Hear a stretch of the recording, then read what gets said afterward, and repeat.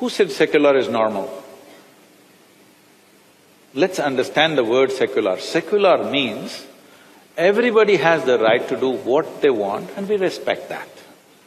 Secular does not mean you give up everything that belongs to this culture and do what the English did and we think we are secular. No, I want you to understand.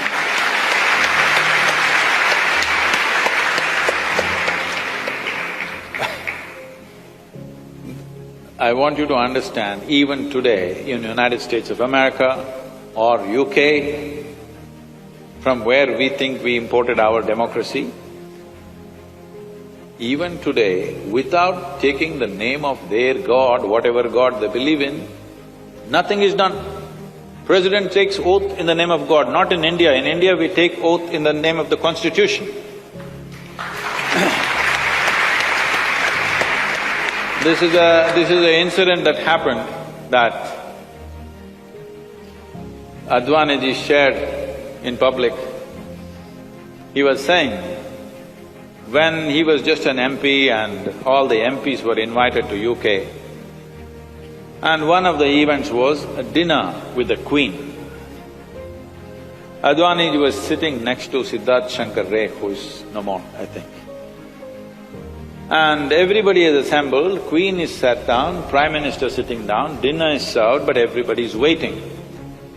So Siddharth Shankar Ray is hungry, he asks Advani, "What's happening? What are we waiting for? Queen is here, Prime Minister is here, why don't we eat?"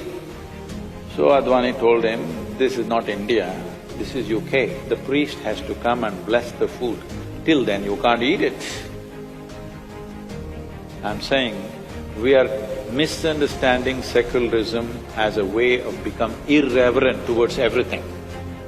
No, secularism does not mean that. Secularism means we respect everybody's way of life. We don't think our way is superior to somebody else's ways, but we choose a certain way because we think it's better. But if somebody has to prove that is better, we are always willing to debate endlessly. There's an entire culture in Tamil Nadu where Tamil Nadu's population and especially the kings shifted from Buddhism to Jainism, Jainism to Shaivism, Shaivism to Jainism, again back to Shaivism, depending upon the sages of the time. They sat down and debated. In the debate, if the Jains convinced that this is the way, best way to do it, this will lead to better life, they all converted. And next, another generation, another sage came and that sage proved being on the Shaiva way of life is the best way to do it, everybody converted back to that. I think this is fantastic, this is what should happen. What really makes sense today, we should all do that. If somebody shows us better sense tomorrow, we will do that. Why are we stuck with this or that? Because you fixed your identity, that's the whole thing, isn't it? If your identity was not fixed, you would always be looking for what is most sensible. This is becoming a serious problem, okay. You try to do anything in this country, they want to stop it. You want to build a dam, there's a protest. You want a nuclear project, there's a protest. Thermal project, protest. Windmill, protest. But everybody wants everything. In their homes, they want all the gadgets, they want 24 hours power, they want everything going. This is because we are only looking at the problems and we have not taken up the challenge of creating solutions in our minds.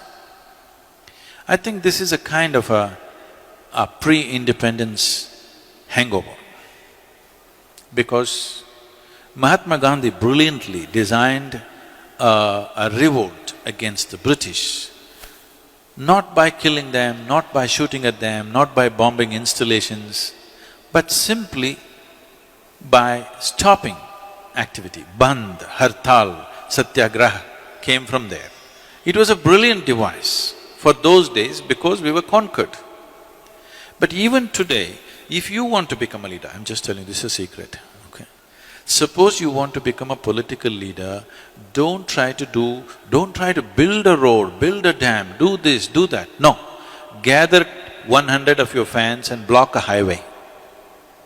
Make our lives miserable. You will become a leader. Yes, unfortunately, yes. You stop the train, you stop the road, you cut the water, cut the electricity, you will become a leader. If you make something happen, you will get ignored, of course. Making the nation go and making the nation stop are two different kinds of technologies. Mahatma Gandhi mastered the art of making the nation stop, and it was contextually the right thing to do for those times, because we were being ruled by somebody else. But we are still doing the same thing. State governments are demanding that they must have a right to call for a bandh. Bandh means closure.